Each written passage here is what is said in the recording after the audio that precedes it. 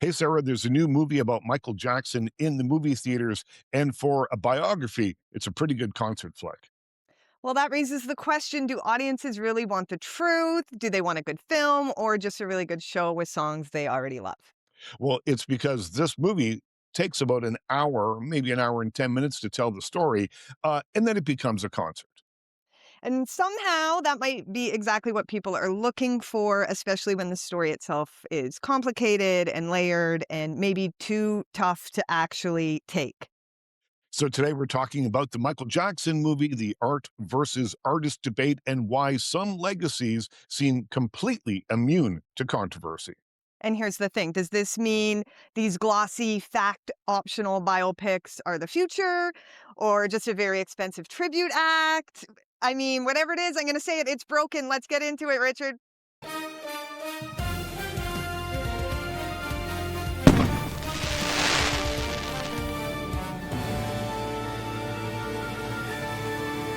So normally when we start the podcast, I say, "Hey, haven't seen you for a week, but I actually saw you last night." We did.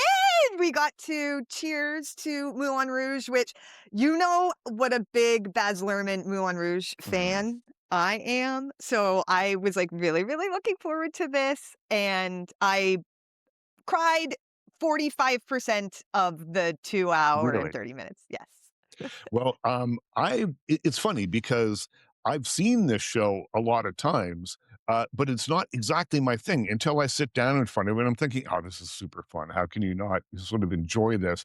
But it was the first movie that I ever saw at the Cannes Film Festival, so no one had seen the movie yet. And when you go to these big press screenings, it's like 8 o'clock in the morning. So it was a lot at 8 o'clock in the morning. So I saw it there and then saw it on Broadway. And on Broadway, it was so cool because the entire theater was made to look like the Moulin Rouge. It was really elaborate. And we sat on these tables. So you felt like you were in the Moulin Rouge and you could drink champagne and stuff. But what you end up doing is spending most of the film with can skirts, most of the play rather, with can skirts flying around you. And then there's so much glitter, there's so much confetti that for the next year, you're picking confetti out of your hair and glitter out of your underwear and whatever else. So I was reluctant to go back and see it after that. I've seen it twice since then. And, listen, it's kind of lightweight, but it's a lot of fun. Well, the musical mashups, that's the thing. It is the hook in Moulin Rouge. I remember when the movie came out, my mom bought it for me on DVD for Christmas. And she would say, "What? Let's watch it." And it right on the front, it said, "This is a story about love." And I was so cynical. I was at emo. So I said, "Mom, I'm not going to watch this." The second I heard a little Elton John, I was hooked. And the lead, the woman who played Satine, her vocals were just insanely phenomenal. Here's the program. Let's give her a shout out, Gabriella Carrillo. And she says that it's always been a dream of playing Satine. So she was great in the lead. You see, you're crying I'm crying again. again! Uh, The set and you're right, the set design was incredible. Like, it was like you're right there in Montmere, and, like, the whole bohemian so it is different than the movie, like, mhm. so which is fun too for me because I was like, "Well, I know I'm not gonna, like, you know, children like, for example, or like the Diamond Dogs mashup more than the Right. original one I already love, but it is different enough, and they're, like, infusing new songs and stuff that it felt like its own thing, so that's great too. Yeah, I am sure that between the time that I saw it on Broadway and then saw it again in a touring production, that they had added some more things and taken out some older songs. So I imagine that it will continue to evolve as the years go on. If we see it in 10 years, there'll be Chapel Roan songs woven into the fabric of this thing. Jukebox musicals are so fun like that because, yeah, like, it's just so you hear a song in a different way, like, you just all of a sudden, those lyrics come to life and a song like Pink Pony Club or something like that. Yeah, absolutely, you could just instantly applicable. I love that. What else have you seen this week? I've seen a lot of things this week. I saw a movie called Hokum, which I will tell you about next week. because it actually opens in a week. But Adam Scott, we know him from Severance and Parks and Rec and all sorts of other things. This is the first time I've seen him in a horror film, and I have to tell you, I was tense for the entire day afterwards. I saw it at 10 o'clock in the morning, and I was very, very tense for the rest of the day. So, Hokum is good stuff. I'll tell you about it next week. I saw Anti Diva, the Carol Pope Confessions, which is the opening film at Hot Docs in Toronto, and then will open as we get later into the summer. It will be in select theaters, it will be on CBC Gem, and it will be on the Documentary Film Channel. Now, if you're a Rough Trade fan, and I certainly was, this is kind of a must see. And I interviewed Carol Pope and the film's director, Michelle Mama, earlier this week. And I told Carol the story about growing up in Nova Scotia. And when I was living in this very small town, kind of straight laced small town, I worked at a clothing store for a little while, and the owner was kind of straight laced. He went on vacation, and the song Fashion Victim was a hit on the radio. And so I thought, well, I'm going to show some initiative while he's away, and I'm going to change the window display. And you can imagine like what the window display 40 years ago would have looked like in a small town in Nova Scotia. A male mannequin, a female mannequin, maybe some flowers. So I switched the clothes on the mannequins to make them gender neutral. I put lipstick on both the mannequins, and I put a big sign that said "Fashion Victims." We're all victims of fashion, fashion and accessories in glitter in the back, and was immediately fired upon the arrival back of the guy who ran the store. I don't blame him for firing me, I guess, but I was happy to see the tail end of that job anyway. But It Carol it Pope does make loved this that story. okay, of course she did. Honestly, Richard, I hate to just fangirl consistently over how like, I don't even know how many weeks we've been doing the show now.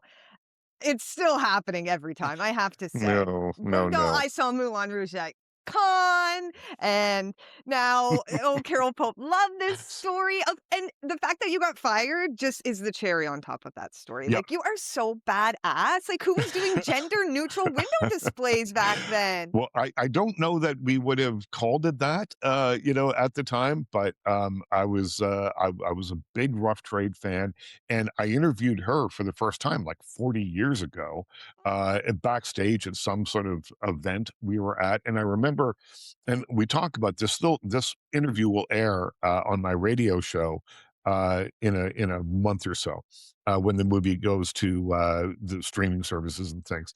But, I was backstage and she won best female vocalist, and it wasn't the Juno Awards. It was something called either, and I don't remember which it was, the Awards or the Casbys, and they were sort of an indie rock alternative to the Junos.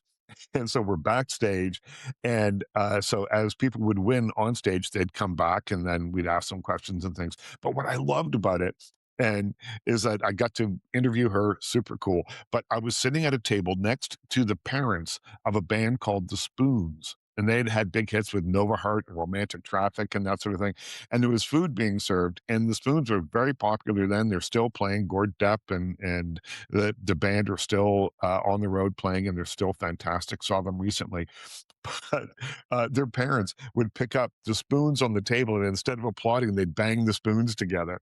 Oh my And so god, that is so amazing, and, yeah, the, Anti-Diva is I'm Hmm, so excited for. It is Hot Dog's opening film, right? So it premiered last night. I'm gonna see it this weekend before because I can't wait until it opens in a month or whatever, and it's actually the perfect segue into our mhm. conversation because I would much rather see a documentary about an artist, and it doesn't even have to be, like, all their nitty-gritty secrets, and it doesn't even have to be kind of like, um, Wizard of Oz, behind the curtain. Revealing, yeah, I yeah, don't yeah. need to see every little thing, but I do want some personal reflections, a different light that we haven't seen. I want something new. I don't want what it sounds like Mhm. the MJ biopic is from your description of where it's just Right.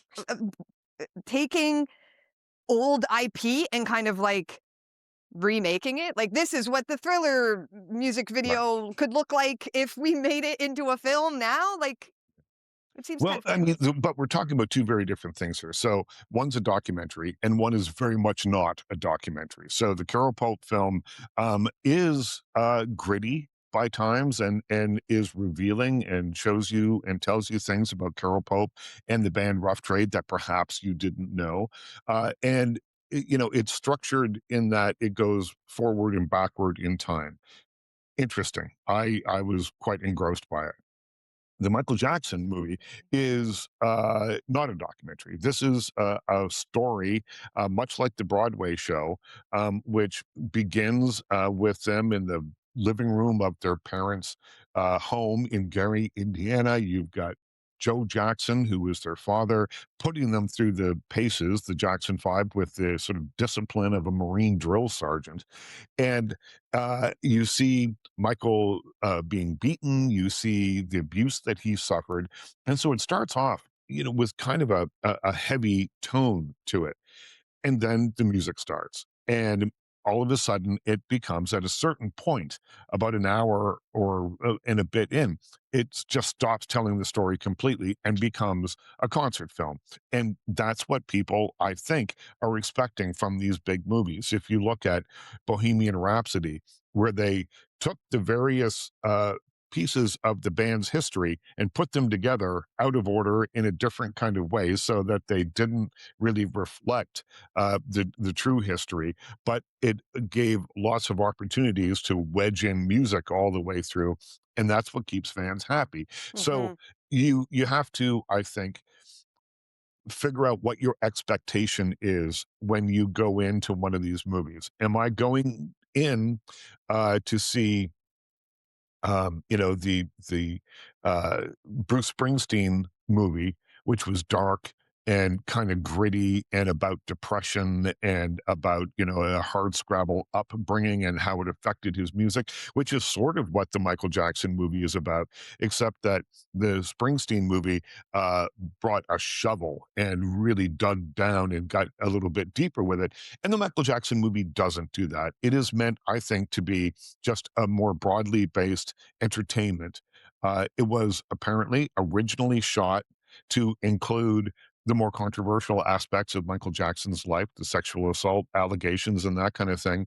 But because of some deals that were made with the families of at least one of the accusers, they had to cut all that stuff and they had to reshoot things and dramatically reshape the movie, which is why I think at about an hour and 20 minutes, it just becomes a concert film because it feels like it's been manipulated and edited to within an inch of its life. So Right. the fans that I saw it with, and there were about 500 of them in the theater when I was there the other night, loved it. And, afterwards, people were rhapsodic about it.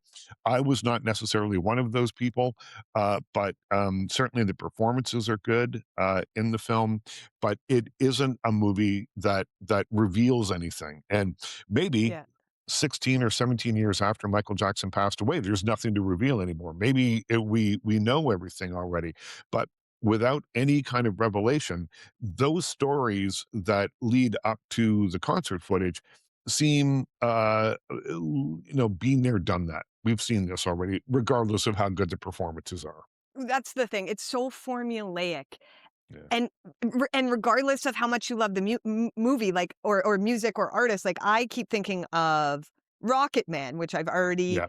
touched on my love for Elton John. I was Mhm. born into an Elton John household, so I loved Elton John before I even knew I could even remember or form a thought. Right. So, I was obviously so excited for this film. We went to the drive-in, the Starlight in Hamilton, Yeah. shout out the best, and so, yeah, they do the same kind of, you show the child's, like, tension and some realness of the childhood because that's really, like, about your Yeah. parents, not about you. It's kind of, like, revealing, and it's a really, kind of, I hate to call it cheap hook to just develop that sympathy right away for the character. So then, yeah, you can just now, okay, you care about this person now because you saw them kind of like go through some childhood Mhm. stuff. And now they're a famous singer. And like everything was great after that. And like we know with Elton John specifically, and I always, it was set up funny, the film, because it's Elton going into a rehab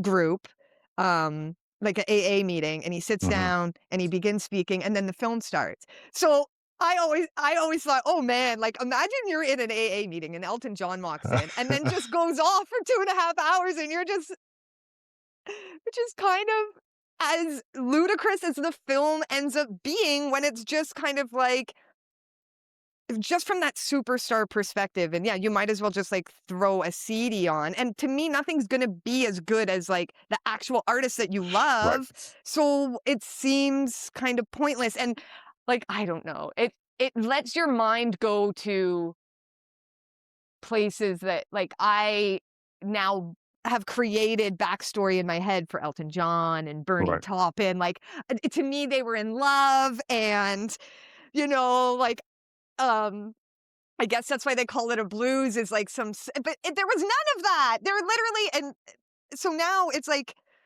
it leaves you feeling less connected to the artist Mm. than more. Well, I think if Elton John showed up at a meeting I was at and didn't have a piano with him, I'd be a little disappointed just, off the snap there. But you talk about how so many of these movies start off with, a troubled family life some sort of abuse, which very much happens, and we see it in the Michael Jackson movie. We've seen it in a number of these things, and I always think when I think of that of this quote from Bruce Springsteen, and I'll paraphrase because I don't remember the exact quote, except he says, "Well, we didn't get into this business because we had normal childhoods." And it is in a lot of ways that's very true and very kind of insightful. I think that is the way that a lot of these stories probably have begun in real life, and people reaching out to art to find something that will shield them and make them feel better, in this sort of abusive kind of relationship or living arrangement that they had when they were children. It's not the case with everybody, but certainly, if you read and my bookshelf over there is stuffed with biographies, and a lot of them start off on a pretty downbeat kind of note. Yeah, that's so true. Linda Ronstadt, Mhm. Joni Mitchell, any music biographies I've written. And, like, that is so it's almost like we can just skip that part entirely in these biopics a little bit and kind of just, like, assume that that was part of it. But I think also if we're speaking about legacy and the things that were, like, deliberately left out of this film, and it's interesting that to me, I didn't know that it was at the request of the victim's family rather than, like, And to stuff was protect the shot, legacy apparently. of Yeah. So so apparently they shot quite a bit of stuff, and the reshoots cost a lot of money, 15 million or more, to kind of, complete this film. Now they do say that there might be a sequel, because again, they've shot a ton of stuff, so maybe they can figure out the legal aspect of this and create something using stuff they've already shot as the basis of a single. We'll know on Monday whether there's going to be a sequel or not, depending on how much money this movie makes on the weekend. I imagine it will be stratospheric. The early tracking on it, which is how they kind of figure out how much a movie is going to make, is somewhere between 70 and 100 million US for the weekend. And they're saying it could go as high over the run as 500 million worldwide, which is an enormous amount of money. This is good money for a film. So, you know, uh, we'll know soon enough whether we'll be able whether they'll be able to finish the story. But I think back to other music bios that for me have worked really, really well. And I think of Love and Mercy, which was Paul Dano and John Cusack playing young and older Brian Wilson from the Beach Boys. And even if you don't love the Beach Boys, this is a movie that shows you an insight to the creative process. Again, beginning with abuse, Murray Wilson, the father, was a tremendously abusive person, and Brian Wilson suffered from mental illness later in his life. And this movie brings all that stuff together and comes as close, I think, as maybe I've ever seen in a movie to showing what the creative process can be like. And so while I was really familiar with Brian Wilson's story, there's a few books over there that he either wrote or, was the subject of that I had read. So I knew the stories, but this movie managed to bring it alive for me in a much different kind of way. And, so that to me is success. Mhm. That to me is showing me something that I had never really grasped from reading the books and listening to interviews and that kind of thing. There was insight in that film, which the Michael Jackson movie, by and large, doesn't provide. What was the name of that film again? It's called Love and Mercy. It's 10 or 11 years old now, and it's for sure available on streaming services. It's a must watch for me. Yeah. It's added to the top of my list right now. And I think of What's Love Got to Do with It when I think of Yeah, like yeah, the yeah. ultimate combination of all the things we're talking about. Again, it's this the Tina Turner's legacy is so massive, but starts it really highlights just how bleak the start of her career was Yes. under the abuse of Ike Turner and just how little she had. Even she was so famous and she had not an when she left Ike Turner and Yes. she literally ran away from him into a hotel and said, "I don't have any money. Like, can you just please give me a place to stay for the night?" And Tina Turner talks about that hotel clerk as like saving her life in that moment Mhm. by just like giving her a place to stay, and then she was able to start again. Again, such an incredible film. So when you're like, that's another part of this is like these concert biopic mega films are obviously so successful, and I get that. But when you're and it's like it's one thing for people to, you know, love them and go see them, but when they have that tremendous success that you're talking about, and then these more nuanced, like true films are not getting the same, level of and, like, these are older films, but I'm sure there's, Yes. eh, more modern takes of stories we're talking about, and it's just that's part of this of why it's hard to watch these movies for me because I'm just like, "It could be so much better." We do have, proof and case studies to show just, like, how these stories are told, and, I mean, it's interesting that someone whose legacy is kind of so tainted by Mhm. abuse allegations, it does seem to be kind of like immune, the Michael Jackson legacy. I think one part and, like, I wonder why that is. I think one part is the massive amount of abuse that Michael Jackson went through as a child, and then the fact that he was in the public eye during those times. So people Yeah. like, I understand I can see why that massive connection is there for people, you know? And No, it was like that time when, we didn't have everything, there was only so many superstars, so yeah. Michael Jackson was a part of like everybody's life. Yeah, well, that harkens back to this idea that we've talked before about on the show of the monoculture. We don't really have that now, maybe in discussions surrounding Taylor Swift. So even if you don't know the music, you probably know enough to say, well, I don't know the music, but man, I'm glad she re recorded all those albums that she won back the rights to, or something. So maybe there's that. And it certainly, I think, is in and around the World Cup, the Super Bowl. There's this monoculture where people, a large amount of people are able to talk about it. But it's different than it was in 1984 when Thriller came out, which lived at the very center of popular culture, and it did so for a number of reasons. It's a banger of a record. All of a sudden, Michael Jackson is being played on MTV in the United States, and black artists simply hadn't been played or given very much airtime previous to that. And in the film, Mike Myers plays Walter Yekanoff, the head of CBS, and you see the phone call where he calls the head of MTV and says, "All right, listen, here's the deal. You either play these Michael Jackson videos that we have," and I think Billie Jean was the one particularly they was talking about, "or I'm going to yank Bruce Springsteen. I'm going to yank, Cheap Trick. I'm going to yank all these other artists, and you will have nothing. You'll have nothing left to play." And so eventually, they start playing them, and they become a phenomenon. And so, interesting that that particular time in Michael Jackson's career was is a fascinating time. What I would have loved, and it's maybe not the crowd pleaser of a movie that the Michael film that's in theaters right now is, but I would have loved if they had just simply focused on that.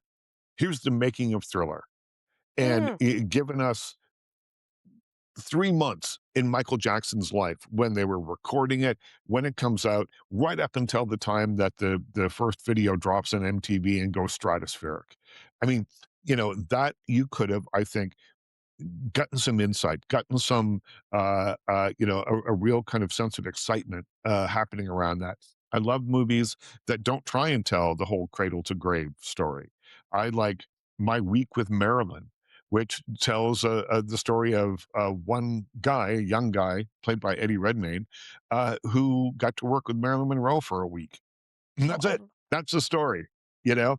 And there's a few of them around that focus on, a week, a day, or a very compressed time period. And those I always find more interesting because you're able to really zero in and really focus in. We don't need to know every single thing that goes on in a person's life. But if it's a time that moves the conversation forward as Michael Jackson's Thriller album did culturally, tell me that story and go as deep as you want, and I'll be sitting there watching. yeah, that is literally genius, Richard, because A, you're not just then talking about just an artist and an artist who maybe it shouldn't be glorified. So it's not like you're just glorifying an artist, you're just talking about a cultural moment in time and the impact of that, and that can explore all this kind of complicated Yeah, the way people's legacies change, the kind of abuse that is rampant in showbiz, and especially, like, when people are children, and, like, it made me think academically, if you were to write a paper and you tried to say to your supervisor or your professor, "I'm gonna write a paper on Michael Jackson's life." right. Like, you could never do that. It Yeah. has to be specific. Like, people will spend their, like, 4 years of a PhD. I actually have a friend who worked on, like, the way Black women are portrayed in Real Housewives of Beverly Hills seasons Yeah. 3 to 4. Like, it's so hyper specific, and Yeah. so that is the best art and the most rigorous stuff, and it doesn't, like, just because it is A Week with Marilyn or just because it is focused on the Thriller music video, it doesn't mean you're not getting insights and glimpses into the bigger picture and what that means, especially with someone who has a legacy like Michael Jackson, because those cultural touch points are there. You don't have to do the Mhm. explaining. You don't have to be like, "Look at how many great songs," like, then it just Yeah. becomes a jukebox musical a little bit, but you're not seeing anything live, so it doesn't have that same type of teeth as a live show either. It kind of sits somewhere in this weird middle. Yeah, I think too that these movies, and I'm thinking of Bohemian Rhapsody, I'm thinking of maybe Back in Black, the Amy Winehouse film, Rocket Man to a certain extent, Straight Outta Compton, which was another actually pretty good movie about NWA. But what they do, I think, in their presentation is kind of jukebox musicals is they feed into a nostalgia that a lot of us may feel. I don't know how many times I've heard, well, music isn't as good as it was when I was a young person buying records, which I completely disagree with, but you hear it often. And in times of really complicated politics and times when things seem to be upside down, I think that's really interesting that we go back to uh, watching Michael Jackson, in Michael, uh, do the moonwalk on the Motown 25th special and are blown away by it once again, blown up large on an IMAX screen. Because even though if you were living in 1980, whenever that was, 82 or 3, it was still a complicated time, but it feels somehow through our rose colored glasses looking back that it's a less complicated time than it is now, the one that we're currently living in. And I think there's some sort of reassurance that people feel because of that. It's the reason that people are watching, Seinfeld, and they're watching uh, Kelsey Grammer, as Frasier on the streaming services. That's you, and watching these shows that make them feel a little bit nostalgic for a different time because the times that we're living in right now are very complicated, and it gives them a sense that well, times aren't always tremendously complicated. Look, Kramer is still funny. Look, Kelsey did Niles. What a great character Niles was. And it takes our mind off what we're doing. And I think, as a distraction, that's what this Michael Jackson movie is. A movie that reminds people of the enormous talent that he had without all the other stuff that goes along with what has become his legacy.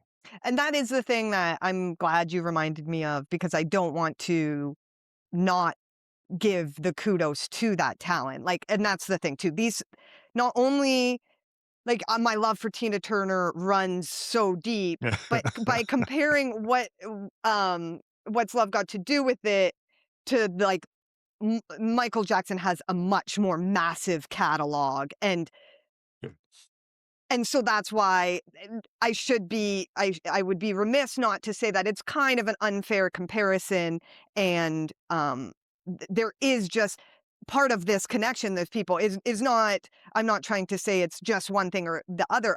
Obviously, a huge part of that is just the talent and just the Mhm. songs, like, these songs are incredible. The musicianship is there, and this was someone who was doing this when they were, like, a literal child. If you even want, like, the Jackson 5 stuff, the talent is and they did change things, and what's interesting, I think kind of like about the O.J. Simpson biopic, I'm kind of thinking getting reminded of here in this, is, like, there is an element of, like, Michael Jackson received so much, like, racism and was up against a racist system as well. So there is that kind of like, um, if you followed his story and you've seen that not only you've seen him affected by like the abuse of the childhood, but this system that like did not treat him well either based on the color of his skin and then his like medical conditions. And so I just think it's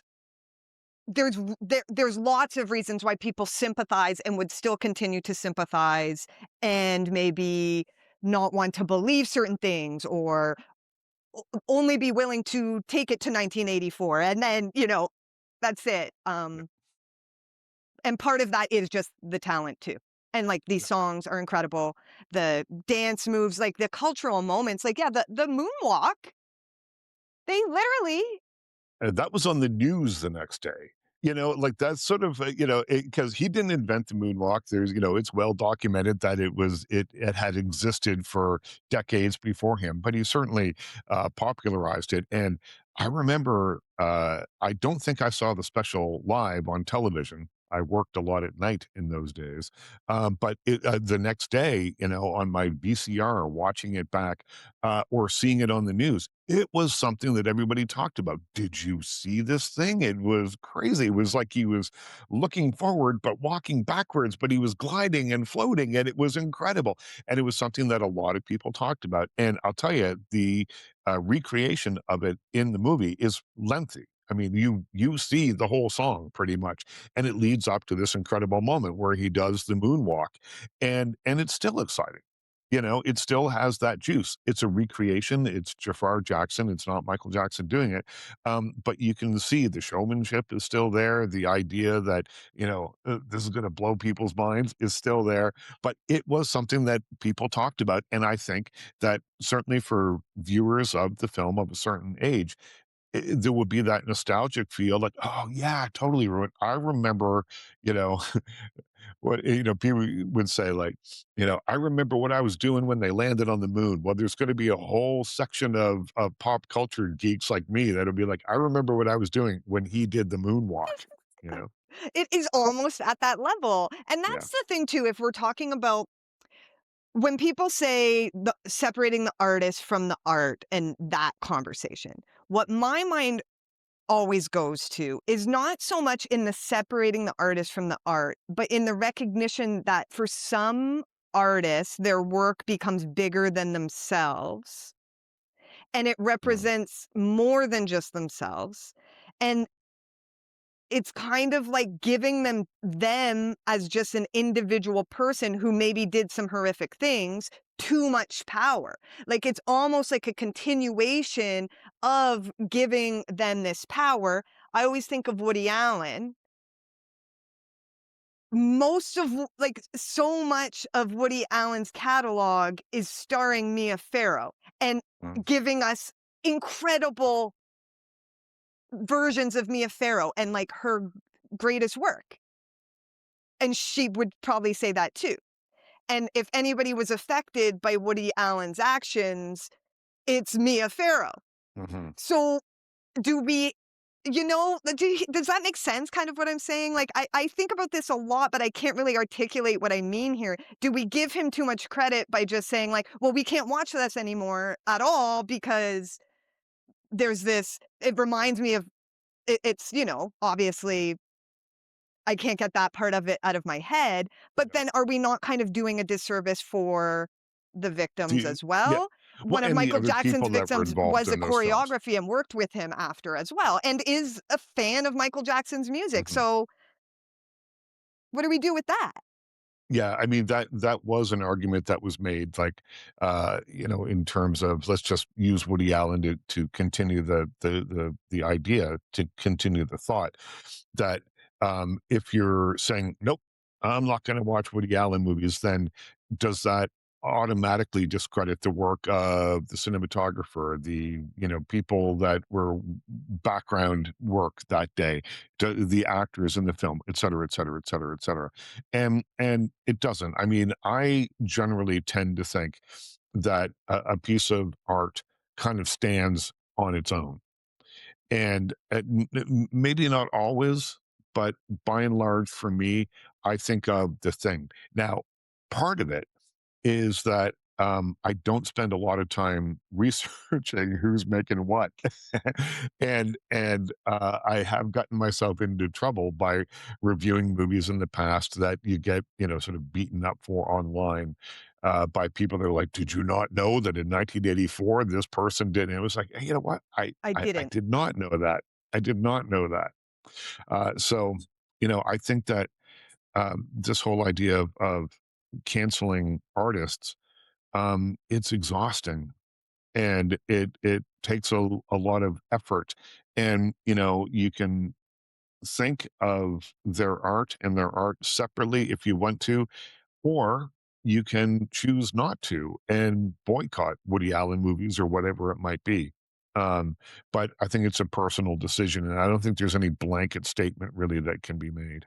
Right, and it's like, if it makes you feel gross now because the Yeah, association is that strong in your head, don't do it, but if it doesn't, I don't think like you're saying, I don't think it's fair to not give a reviewer or an appreciator of the art the benefit of the doubt there, and just, like, yeah, for example, your example to say, "Well, did you not know that," like, let's give people the benefit of the doubt and say that, just because like, to me, that's very obvious. Just because you maybe like a film or yeah, go see the Michael Jackson biopic, I don't think it's fair to say, "Oh, you don't care about these things. There You don't could care be about the lots of victims, you don't reasons, care, yeah. like we're saying, to kind of maintain the integrity of other people on the project or the legacy that is it shouldn't just be given to that one person, you Yeah, know? And or maybe Thriller was your late parents' favorite song, or maybe, there's lots of people make connections to art for a whole lot of different reasons. And some of them you can explain, oh, it's got a good beat and I could dance to it. And that's what I really like about this song. And others you can't. I don't know why, really, when I watch Harry Met Sally every New Year's Eve, that it still gets me in the same way every single time I watch it. I do not know that. I cannot tell you why, because but it's it does. beautiful. Well, It's there just is that, but there's something more, and I don't really know what it is, oh. but there are lots of things that I have really very tight personal connections to that I can't really explain away. Sometimes I just have it, you know? And at that point, it is the artist even really part of it anymore? It's become kind of such an inside Yeah. personal thing that there's a million different reasons why you connect with that art, and the artist could have nothing to do with those reasons. And I do think like the Woody Allen example is interesting and the Michael Jackson example is interesting because these are legacies of like unfortunately, some of the greatest feminist roles and conversations are in Woody Allen movies. Mhm. And because of the racism in show business and particularly music and the way that black music and culture had been like co-opted by white artists over time so often, and as you see that cycle repeated, and then Michael Jackson does become this figure who does get credit, and you know what I'm saying? So, like, there's also that connection for people too, which seems, again, kind of too complicated to just parse out in a you either watch or you don't watch, and this Yeah. makes you kind of co-signing or not co-signing. The Yeah, legacy yeah, there's becomes nuance to everything. yes, yes. And Um, those things are important, like, Black culture is important, Black storytelling is important, female storytelling is important, and like, people who are coercive will specifically use these things in order to amplify themselves or protect themselves a little bit. So it's I don't even see it as kind of, like, coincidental either. It's kind of part of it, you know? And so sometimes this most subversive things you do kind of have to parse through, and it's not about maybe, like, separating the artist versus the art in terms of, like, turning a blind eye, but just, like, multiple things can be true at once. so why do they keep making these movies? I'll tell you why. Because this movie, and again, we're sitting here recording this on the first day of its release. I don't know. I don't have a crystal ball, but it's probably going to make somewhere around $70 million at least over the weekend. And that's why they keep making these movies. They're crowd pleasers. They are movies that people seem to have a connection to. And I think they are movies that people will go see over and over again because you just want that sort of blast of seeing Michael Jackson uh, doing the Thriller dance on an IMAX screen, or you want to see, the concert footage that which there's certainly a ton of in the film. So I think we'll know soon enough if this movie is going to be successful or not. I think it will be, and I think that we may well be in for a sequel. I don't know what form that will take, but I think there may well be a sequel to this story. You should trademark your idea right now, I'm telling you, they're gonna hear this, Yeah, I'm and we're gonna sure get that the I'm not Thriller. saying anything they haven't already thought about. So, are you gonna go see the movie? Will you go I see the will Michael not movie? go see the movie because, like, again, I'd rather a documentary. Like, I am so Mm, excited for the Carol Pope yes, documentary. Um, any anytime I can pick a documentary over, like, a biopic, I'm gonna do that. got it. And then, yeah, your review was it? That doesn't have me running to the theaters either, because I am just not a fan of those. Like, I like I said, I didn't even like Rocket Man, and I love Yeah. Elton John, but it's Well, just, see, like, falls a I little flat for me. I liked Rocket Man more than you did because I thought that the surreal aspects of it, and there's a lot of, like, fantasy elements to it, kind of really captured what it must have been like to be this guy who came from abuse and sort of a hardscrabble upbringing to, like, all of a sudden have the world at his fingertips, and, I thought that they did a good idea, and, he's buying soccer teams and all kinds of, things that he never probably would have imagined being able to do, and I thought they brought that to life, quite nicely. Who is better on the keys than Elton frickin' John, man? I know. What's I your know. favorite Elton John song? Mad Men Across the Water, if I'm looking for a deep cut there, I Dun, love that dun, song. dun, dun, dun, dun, And dun. and I love, that, Mick Ronson, who was David Bowie's guitar player, on the early, albums, most notably, I think, Ziggy Stardust, was also a really gifted arranger, and so he was brought in, to do, this, like, wild guitar concerto Oh. kind of in the middle of that song. Now, you'll note that there is no wild guitar concerto in the middle of that song. It's all orchestral, but you can find it on YouTube. They've released it, and it gives the song a whole new kind of flair. And I interviewed Bernie Taupin, who wrote the lyrics for it, and I asked him about it, and because I love that song, and I Tell just said, me. well, you know, um, the lyrics are really cinematic. If you read those lyrics, they seem like a little disjointed. Well, it's about someone who perhaps, isn't thinking very clearly. But they're each line of that song kind of paints a picture. And he didn't tell me what movie specifically, but he said, no, I was absolutely thinking about, movies and cinema and how our mind takes in these images and then translates them into something else, translates them into an idea in our head.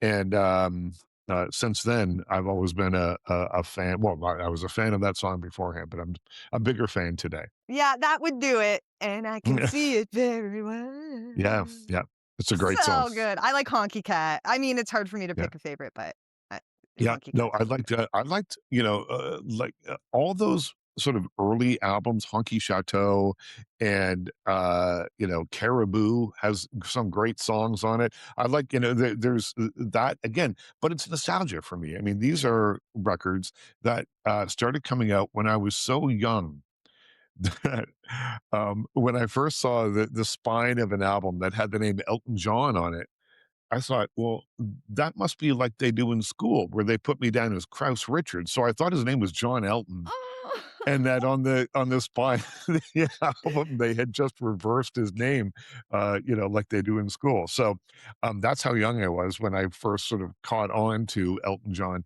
And I then, was so young that I wrote a letter to him asking him to come over for Sunday dinner. My mom makes great Yorkshire puddings, and I made did my he did mom he come send over? it to Elton John. I feel she has the letter somewhere in her. A friend of mine's, first concert was Elton John, and she went with her mother, and, as they're sitting there watching it, a joint is getting passed along, and the joint, sort of gets passed to my friend's mother, and my friend's mother said, "No, thank you. We don't do cocaine." Okay, perfect story, perfect life story. But these conversations, I think it actually is applicable to the conversation that we're starting because, like, it goes to show Elton John is sure he's a figurehead there, but it's about our relationships with our parents and our families and stuff like that. And so if Michael Jackson does that for people and it reminds them of their families and stuff like that, yeah, they're allowed to go see this movie and enjoy this movie, and it will be a success, and there will be more movies like this. Great chat today, thank you. Thank you. Be Always sure the to best. Yeah, well, be sure to like, subscribe, do whatever else it is that you do, to make sure that you get to see us every week. Absolutely. And we'll see you here next week.